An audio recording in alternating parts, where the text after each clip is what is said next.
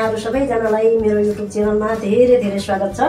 म आज धेरै दिनपछि आए। म यता आज अचानक मलाई मोहीको कडी बनाउने मन लाग्यो। अहिले म कामबाट थाकेर पनि आए। कहिलेकाहीँ सबै दाल खाइराख्न चाहिँ अलि नमिठो लाग्ने हुनाले आज म मोहीको कडी बनाउँदै छु। अब यसलाई यो चाहिँ सुदूरपश्चिमको एकदमै प्रचलित खाना हो। यो हाम्रो सुदूरपश्चिमतिर यसलाई चाहिँ पोल्यो भन्छन्। यो पोल्यो चाहिँ अब गहुँको पिठोबाट पनि बनाइन्छ र बेसनको पिठोबाट पनि। म बेसनको पिठो बनाउँदैछु। यसका लागि मैले मोही राखेकी छु। 1.5 लिटर जति मोही छ। अब आवश्यकता अनुसार राख्न सकिन्छ मोही। अनि यो अलि ताजा मोहीको चाहिँ बनाउँदा त्यति नमजा लाग्छ मलाई त। अलिकति अमिलो अमिलो भएपछि मिठो हुन्छ। अब यो बनाउँछु म। यसका लागि अब मैले मुला ल्याएर एउटा सानो मुला ल्याएर त्यसलाई सिलौटोमा थिचेकी छु। अब छिट्टै दौडेर आयो कामबाट यताउताबाट यस्तो गर्मी महिनामा। अनि दाल भित्र यताउति बनाउने मन लागेन भने यो बारीबाट या भित्रै राखेर कहाँनिर मुला छ भने एउटा मुलालाई ल्याएर पखाल पुखुल गर्ने अनि सिलौटामा थिचेर त्यसलाई छिट्टै पाक्ने खाना हो। यो मोही चाहिँ यसरी पाक्छ। हाम्रो सुदूरपश्चिमतिर चाहिँ एकदमै मन पराएर खान्छन् यसलाई। एकदम मिठो हुन्छ। अब त्यो बनाउँछु म। यसको लागि मैले यो सानो कचौरामा बेसन राखेकी छु। अब गहुँको पिठो राख्दा पनि हुन्छ।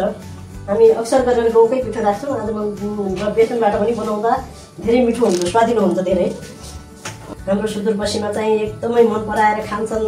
यस्तो गर्मीबाट बाहिरबाट निस्केर आएको बेलामा 2 चम्चा जति हामीले अलिकति यसमा तेल राख्ने। अनि बाहिरबाट गर्मीबाट आइसकेपछि चाहिँ यस्तो पोल्यो भात खाँदाखेरि एकदमै मिठो मिठो मानेर खान्छन् सबैजनाहरू। एकदमै मिठो हुन्छ। ल अब यसमा मैले सानो 1 चिम्टी चाहिँ जिरा राखेँ। अब यो तेलमा जिराले भुट्ने अलिकति त्यसलाई। जिरा भुटिसकेपछि अलिकति हल्दी खुर्सानी काटेर राखेँ। त्यसमा पनि त्यसमा भुट्ने। अनि अदुवालाई सानो टुक्रो अदुवालाई टिपेर राखेको थिएँ। त्यसलाई पनि यसमा भुट्ने। के गर्छु म यसरी फ्राई गर्ने। आगो चाहिँ एकदमै आगोको आँच कम गरिदिने। त्यसपछि अब यो फ्राई भयो। धेरै फ्राई पनि गर्ने होइन। अब यो थिचेको मुलालाई यसमा ल्याएर अब यसलाई चलाउँदै एकैछिन चलाएर यसलाई ढाकेर राख्दिने। हामीले ढाक्दिने। यसलाई ढाक्ने अब कम आँचमा 5 मिनटसम्म यसलाई ढाक्दिने। धेरै पकाउने पनि होइन। मुला चाहिँ काँचै खाँदा मिल्ने हुनाले अब धेरै बेर पकाउने होइन। अलिक काँचो काँचो बास्ना आउँछ त्यस्तै निकाल्ने हो त्यसलाई। अब उति बेला मुला चाहिँ त्यहाँ पाकिरहेको छ हल्का। त्यो बेला यो मोहीमा मैले यो आधा कचौरा बेसन खन्याएँ। मोहीमा यस्तै खन्याएर यसलाई हामीले मोहीमा चलाउने बेसरी यसलाई मोहीसँग बराबर गर्ने। छिट्टो बन्छ। अनि यो खाना चाहिँ टाइम लाग्दैन। फटाफट यति गर्दा बन्ने भयो। यसको लागि धेरै आइटम पनि हामीलाई चाहिँदैन। छिटो पनि हुन्छ, मिठो पनि हुन्छ र स्वास्थ्यवर्धक पनि हुन्छ। हाम्रो बुढापाकाहरूले त मोही हालेको अक्सर गरेर दिनै खान्छन्।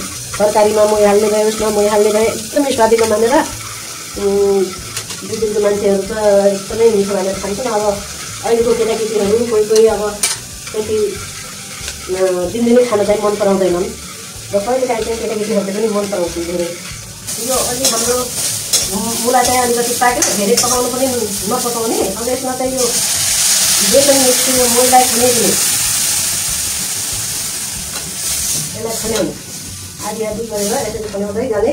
र डल्ला पर्छ भनेर बिस्तारै यसलाई चलाउने।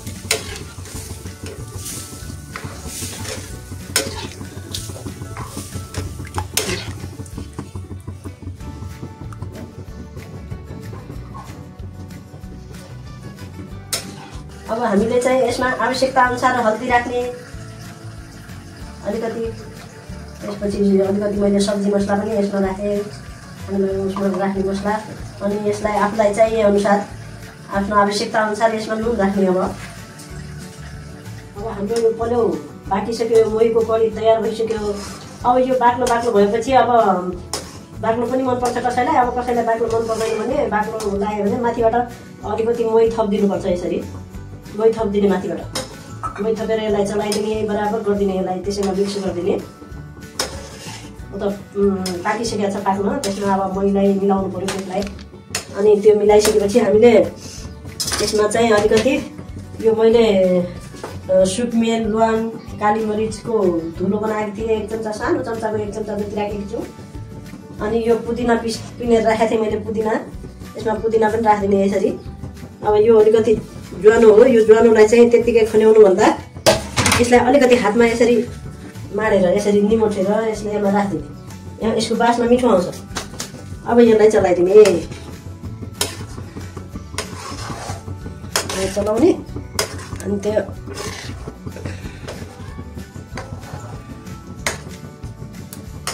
अब यसलाई हामीले अब फलामको भाँडाबाट पाकिसकेपछि यसमा नराख्ने, तुरुन्तै अर्को भाँडामा निकाल्दिने। म अर्को भाँडामा निकाल्छु यसलाई, बिस्तारै बिस्तारै यसरी निकाल्दै जाने, कम गर्दै जाने।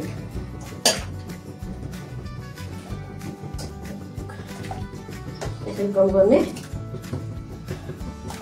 अब कम भइसकेपछि यसलाई हामी खनाइदिन्छौँ। यसमा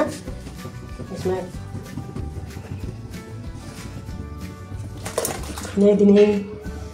यो खन्याएर यसमा हरियो धनियाँ, यो हरियो धनियाँ काटेर राखेको थिएँ, अब माथिबाट यसरी हरियो धनियाँ राखिदिने। अनि भएपछि यसलाई यसरी अब ढाकिदिने यतिकै। अब हामीले यो कराही अघि लगाउने बेला यो मोहीको कडी पकाउने बेला चाहिँ कालो थियो। अब फलामको कराही, अब यो पखाल्दाखेरि एकदमै सफा देखिन्छ। अहिले यो पखालेर देखाउँछु म हजुरहरूलाई। मैले खनाइसकेपछि यो भाँडोलाई मैले पखालेँ त्यहाँ, त्यत्तिकै अघि यो भाँडो यहाँ पुरै यसरी कालो थियो यो फलामको भाँडो।